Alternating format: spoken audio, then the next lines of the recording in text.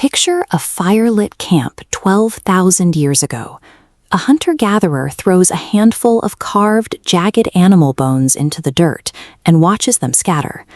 This was humanity's earliest attempt to interrogate the unknown, a demand for an answer that logic alone couldn't provide.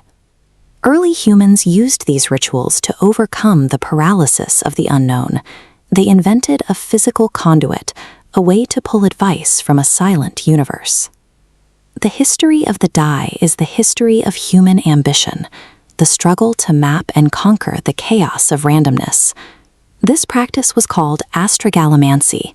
It relied on the ankle bones of hoofed animals, knuckle bones with 4 distinct resting positions, used to interpret divine will. Over millennia, these bones migrated into the elite royal courts of Mesopotamia. Monarchs used throw sticks and round tokens on ornate boards to simulate survival, turning the randomness of fate into an aristocratic game. Egyptian pharaohs carried similar tools into their tombs. These instruments mapped the dangerous, invisible path to the afterlife, cementing the die's association with divine power.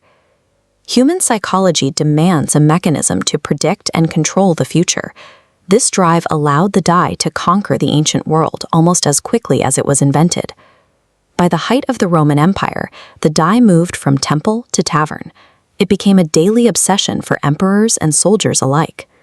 This era saw a major physical shift, the arrival of the standardized 6-sided cube with carved circular pips.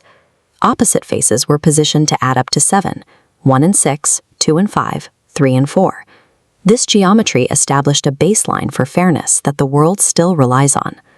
While the cube dominated the market, craftsmen still produced complex polyhedrons.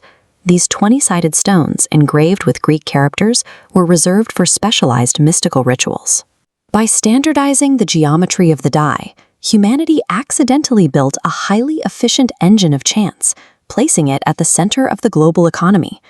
In the 17th century, mathematicians Blaise Pascal and Pierre de Fermat began analyzing the fractional odds of aristocratic dice games.